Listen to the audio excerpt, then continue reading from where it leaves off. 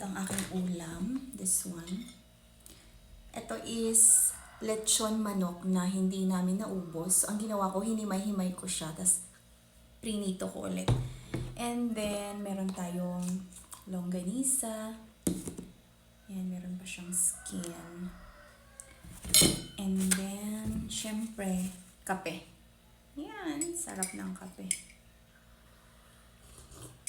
So, this is my breakfast. And, lalagyan ko ng Mang Tomas yung ating lechon.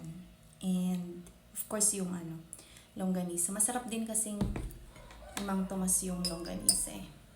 Yan. So, thank you so much, Lord, for the food. Thank you for the blessings. Salamat always. Thank you, Lord, for blessing us.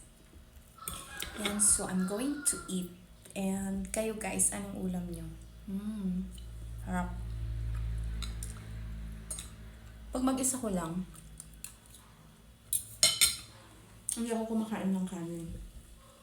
Pero dahil may naiwan, sayang, kailangan kainin. Sarap nito. Yan, lechon, manok, na hinimay-himay ko. Tinanggal ko yung mga buto.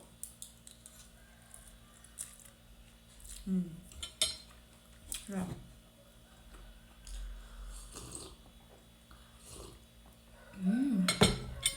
Yummy.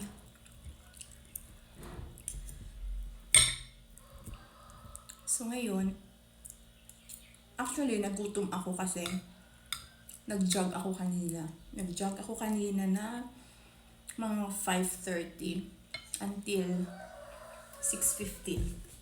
Mabilis lang naman.